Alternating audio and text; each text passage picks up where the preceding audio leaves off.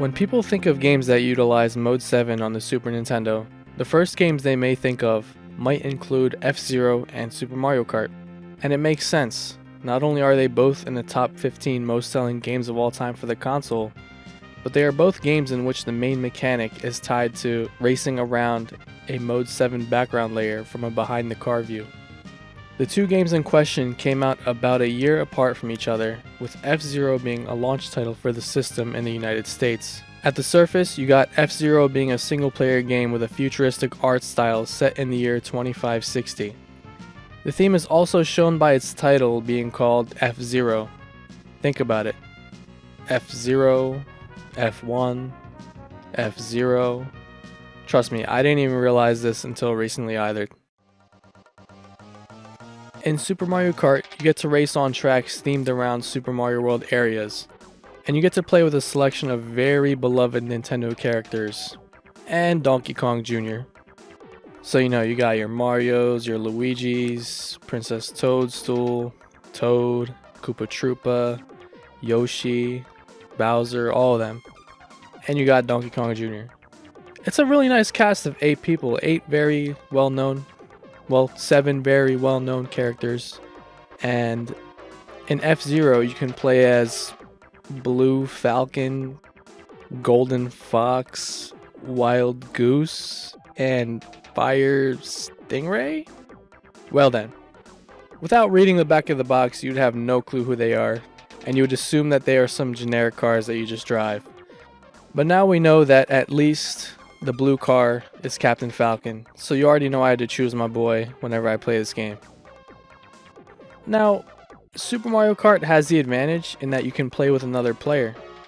And they really designed this game for the second player, because even in single player mode, your screen size stays the same, and instead they changed the bottom half to either be an extensive mini-map, or you can take a peek behind you to see who's on your tail.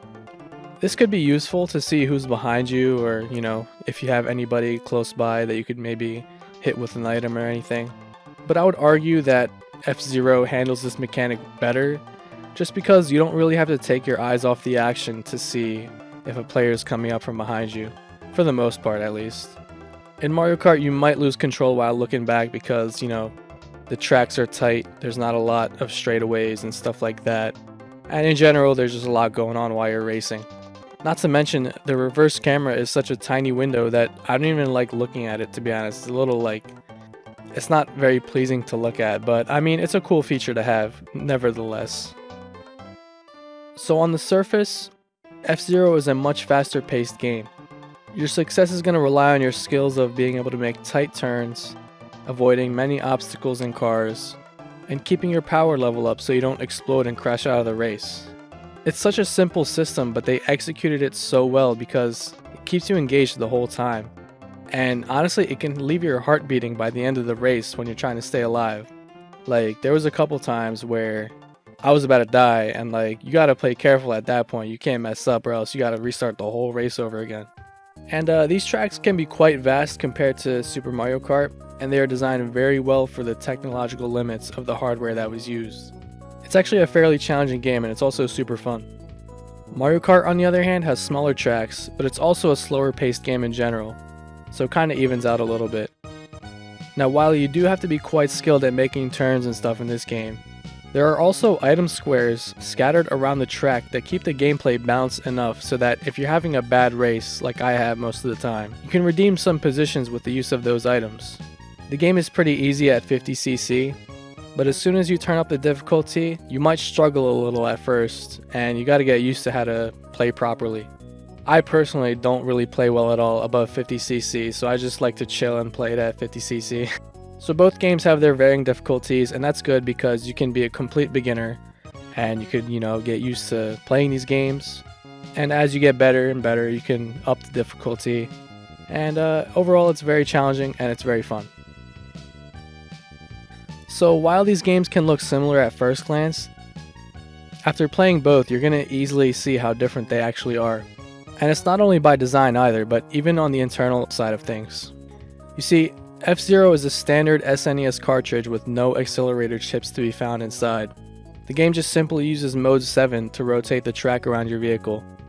So what it is it's literally a bitmap image of a track, and when you're using the D-pad, it's rotating that image around your car to make it seem like you're actually turning the car. But really, the action is revolving around you yourself. So it's an interesting illusion that they figured out, and to see it on a launch title just shows that they were really ready for this type of technology. By contrast, Super Mario Kart contains the DSP-1 chip inside, and this chip is used to handle more complex 3D calculations. It's why the game actually keeps track of where each player is on the map, and also presumably why it integrates the second player so smoothly. In F-Zero, the continuity is just not as consistent as Super Mario Kart. Even though there's very aggressive rubber banding AI and catch-up and stuff like that, it still keeps track of where each character is on the map. Meanwhile, in F-Zero, like, any other race car can just show up in front of you and like you really don't know who it is or where they're coming from, even from behind as well. But for what it's worth, without even looking closely at the mechanics of the games, it's hard to even notice what's going on behind the scenes. So if you're just playing these games, you're not going to know these things, but if you're looking at it closely like I am, then you're going to notice these types of things. Now moving on, I wanted to talk about the graphics. As we all know, it's Mode 7. And there's not much you can do to change what Mode 7 looks like as far as these flat backgrounds and rotating it in one or two directions to simulate turning on a racetrack. Both games are pretty flat, but each game does its job as far as the art styles go.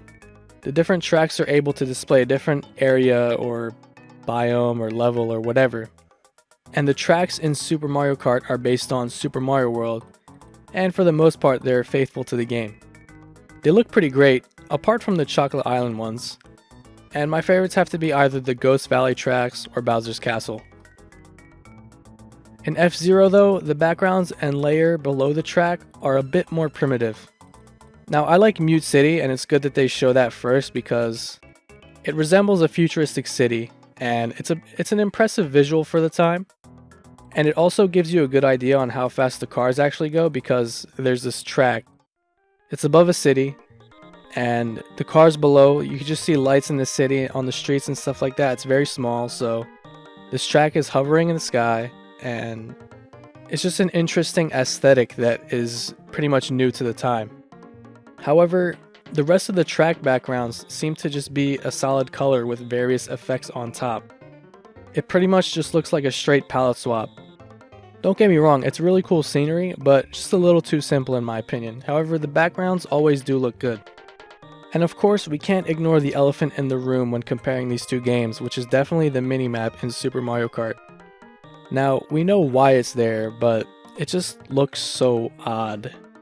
Seeing these sprites on the other screen, looking as big as the sprite on your screen, just racing around this track, like, it looks cool. And the programmers definitely wanted to show off what they can do, but it just seems a little extra in my opinion. Now, F-Zero has the minimap that you want in your racing game. It's simple, it's clean, and it's unobtrusive. You can glance at it for a second and you know exactly what's coming up next.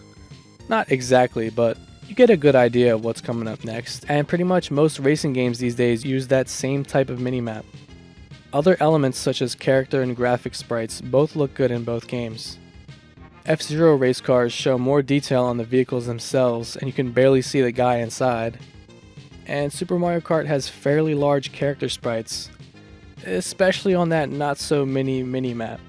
We'll just call it a map from now on. You can see great detail on these characters, more than ever before for some of them. And the animations just make it look very smooth and overall pleasing to the eye. As far as the overall look of the graphics, I would have to give Super Mario credit for doing a better job at immersing you into the game world.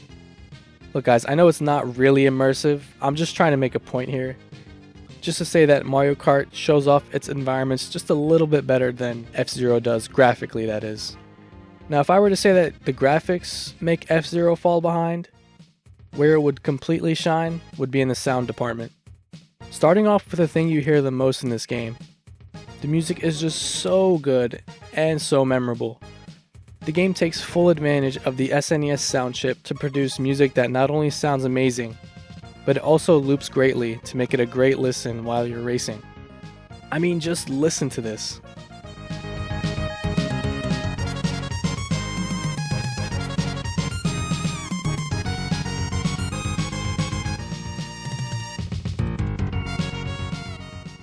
It just gets me hyped while playing, honestly. The music in Super Mario Kart is also good. While not as energetic as the F-Zero soundtrack, these songs provide a more chill type of energy to your experience. It's simple, it's catchy, it makes you feel warm inside. For example, the music for Koopa Beach makes you wish you were vibing at the beach right now. But I have to say though, the music in this game does not really do enough for me. Most of the songs, apart from Ghost Valley, Bowser's Castle, and Rainbow Road, are just upbeat tunes that barely fit the Mario theme in my opinion. Like, it's okay, but it ain't no Port Town, let's be real. And speaking of music, I just wanted to mention that both of these games have two of my favorite title screens of all time as far as the music goes, so shout out to both of them for that. And apart from the music, we have good sound effects in each game as well. Super Mario Kart, in my opinion, does a really good job with the little details in the sound. Things like items flying in front of you through the air, the sound of a cart approaching you from behind, and even the sound of your car driving over a bridge just adds to the whole experience. I don't know why, but these little details are just so satisfying to hear.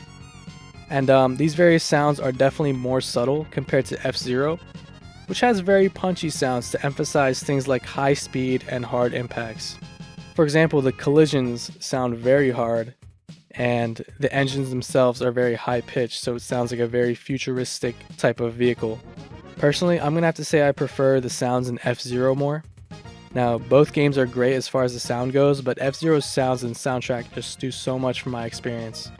Just the music, along with the sound effects, along with the high-speed gameplay, just the music alone makes me love the game a lot.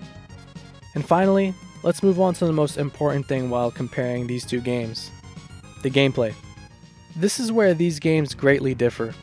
Like I said before, the speed at which each game plays out is vastly different, which is obvious. Both games rely greatly on skill, but Mario Kart adds items into the mix, which spices up the gameplay quite a bit. Now, the only power-up that F-Zero has is a speed boost, which you get at the end of each lap.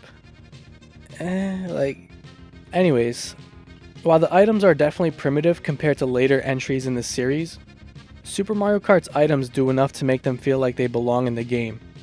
Besides maybe the feather, but you can make a case for them as well. And a weird thing with the items is that computer players just randomly activate items whenever they feel like it. Now, the way that this works is that each character that you pick for a Grand Prix gets a rival assigned to them depending on who you pick, and the rival just does whatever they can to give you a tough time throughout the entire Grand Prix. Both games feature 3 leagues or cups which have 5 races each. Oh wait, Mario Kart actually has an additional cup which is unlocked by getting gold in the other 3 cups, with the 100cc difficulty. I didn't really make it far enough to unlock this cup, but maybe one day I'll get to it. But for now, I'm just gonna say it has 3. Just kidding. So there are 8 different styles of tracks in Super Mario Kart and 9 different styles in F-Zero, with both games featuring duplicate tracks as far as the themes go.